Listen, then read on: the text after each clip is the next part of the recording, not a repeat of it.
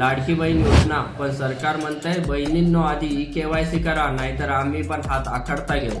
काय झालंय बघा. सर्वात आधी सरकारने एकदम स्ट्रिक्ट रूल काढलाय. पुढच्या 2 महिन्यात KYC करा, नाहीतर योजना बंद. म्हणजे जसं परीक्षेत हॉल तिकीट नाही तर एक्झाम नाही. तपासात तर भारीच निघालं. तब्बल 26,34,000 बोगस एंट्री. काही जणींचं तर नाव आलंय पण ऍड्रेस उघड्यावर. पत्ता चंद्रावरचा प्लॉट नंबर 420. मराठवाड्यात तर जवळपास 1,25,000 जणींचं अपात्र म्हणून नाव कट झालं. म्हणजे लाभ घ्यायला बसल्या होत्या, पण सरकार म्हणाल आजी ही योजना बहिणीसाठी आहे, पेन्शनसाठी नाही. पण गंमत बाजूला ठेवली तरी कायदा खूप क्लिअर आहे. आर्टिकल 14 समतेचा अधिकार सांगतो की जे पात्र आहेत त्यांनाच फायदा मिळाला पाहिजे.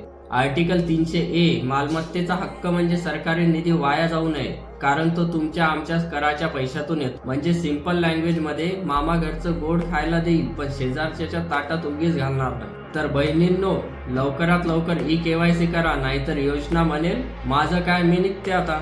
आणि अशा कायद्याच्या अपडेटला थोडं हसत खेळत समजून घ्यायचं असेल तर माझ्या पेजला फॉलो करा.